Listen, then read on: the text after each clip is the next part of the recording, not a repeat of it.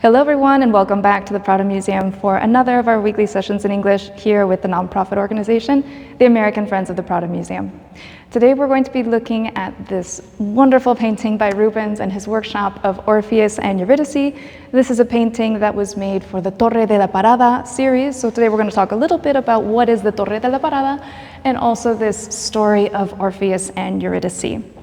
Now, the story of Orpheus and Eurydice actually appears twice in the Torre de la Parada.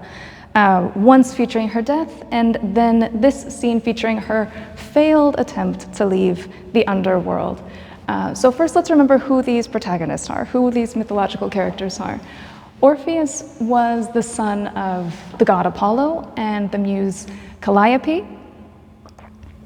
And he was very gifted with music. He played the lyre, and he really enchanted his listeners. People, birds, fish, even trees moved to hear him and were moved by him. And he married Eurydice, this beautiful nymph. But on their wedding day, she was bitten by a snake and she died. But Orpheus was absolutely unable to bear the pain of this loss, and so he went into the underworld with the hope of rescuing her from among the dead. And so he begged Hades and Persephone, who were leading the underworld, he begged them to allow Eurydice to come back to life. And here we can see Hades and Persephone, and also the hound of Hades here guarding the underworld. And he was finally able to convince them with his music, with the power of his music. When Orpheus played, hell seemed to freeze over. Torments stopped, the Furies wept. It seemed like everything was stopped in hell and everyone was focused on the pain of Orpheus. And this is what ultimately convinced Hades and Persephone to let him take Eurydice back to life. But there was one condition. There was one condition, that Orpheus must not look back in doubt, must not look back to check that Eurydice was with him until they had completely left the underworld, until they were finally out of hell. And ultimately he isn't able to do this, and he's going to lose Eurydice. And we can actually read a passage of this very moment that Rubens has painted that comes from Book 10 of the Metamorphoses. Orpheus then received his wife, and with her this condition, that he should not turn his eyes backward until they had gone forth from the valley of Avernus, or else the gift would be in vain. They took the upsloping path through places of utter silence, a steep path, indistinct and clouded in pitchy darkness. And now they were nearing the margin of the upper earth, where he, afraid that she might fail him, eager for sight of her, turned back his longing eyes, and instantly she slipped into the depths. He stretched out his arms, eager to catch her, to feel her clasp, but, unhappy one, he clasped nothing but the yielding air.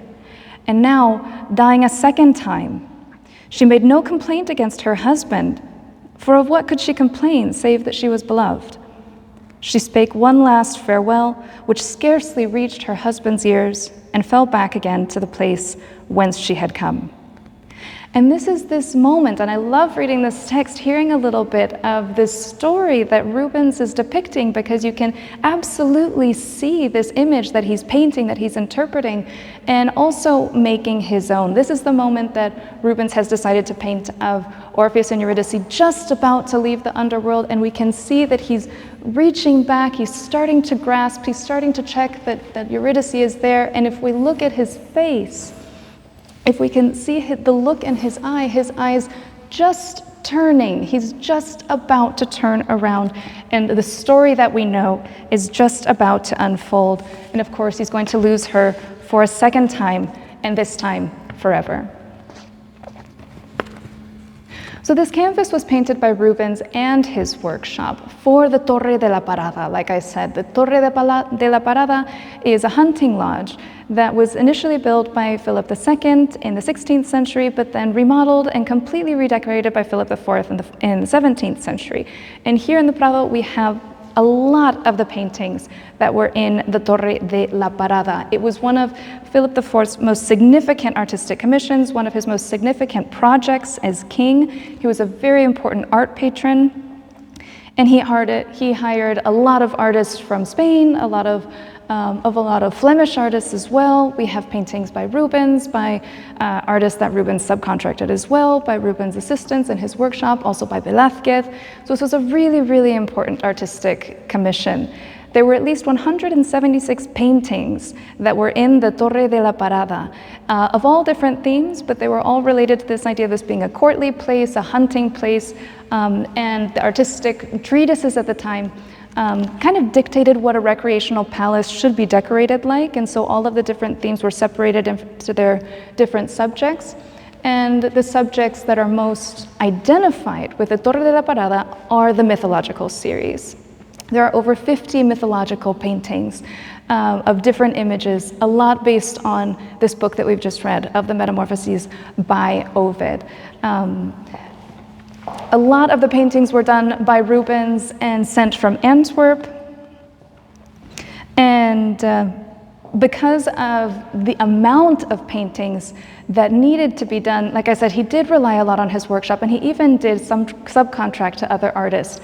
Because of these 176 paintings, these were done in a very short time period, just 2 years, which also makes this an artistic commission that has one of the most coherent decorative and artistic projects of the Spanish royal sites. And one of the things that Rubens did was be sure to make bocetos, to make these sketches. And Rubens would be in control of the invention, of the idea, of the concept, of giving the moral message, telling the story, and we get all of this wonderful power of narrative that Rubens controls so well. And so we're so lucky here at the Prado to have a lot of these sketches as well, a lot of these bocetos. I hope that you have enjoyed seeing a little bit of what was the Torre de la Parada series, something that you can enjoy so much here at the Prado with the wonderful collection that we have of paintings from the Torre de la Parada, and learning a little bit more about Orpheus and Eurydice. So thank you for joining me, and we'll see you again next Wednesday.